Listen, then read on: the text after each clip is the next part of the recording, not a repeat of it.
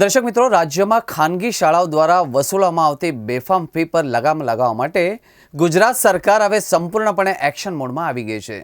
તાજેતરમાં જ વિધાનસભામાં શિક્ષણ રાજ્યમંત્રી રીવાબા જાડેજાએ સ્પષ્ટ શબ્દોમાં ચેતવણી આપી કે જો કોઈ પણ શાળા ફી નિયમની સમિતિ એટલે કે એફઆરસીના નિયમોનું ઉલ્લંઘન કરશે તો તેની સામે કડકમાં કડક દંડાત્મક પગલાં લેવામાં આવશે.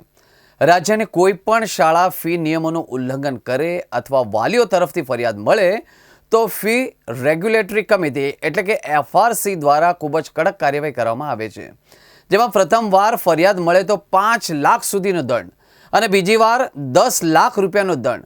જો ત્રીજી વાર ફરિયાદ મળે તો શાળાની માન્યતા રદ કરવા સુધીની કાર્યવાહી કરવામાં આવે છે, જે અત્યાર સુધીમાં રાજ્ય સરકાર દ્વારા ફી નિયમોનું ઉલ્લંઘન કરનારી 10થી વધુ શાળાઓ સામે દંડાત્મક કાર્યવાહી કરવામાં આવી છે.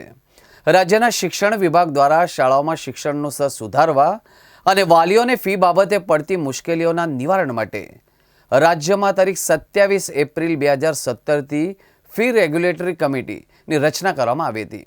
આ સમિતિના કાર્યક્ષેત્રમાં રાજ્યની પૂર્વ માધ્યમિક, પ્રાથમિક, ઉચ્ચ માધ્યમિક અને ઉચ્ચતર માધ્યમિક સહિત તમામ પ્રકારની સ્વનિર્ભર શાળાઓનો સમાવેશ થાય છે.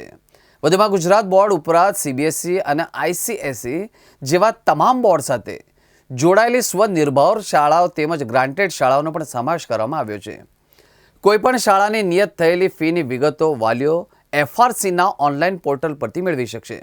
આ ઉપરાંત શાળાઓનું સમયાંતરે ચેકિંગ અને ઓનલાઈન રજિસ્ટ્રેશનની પ્રક્રિયા દ્વારા સિસ્ટમને વધુ સુદૃઢ બનાવવામાં આવી છે.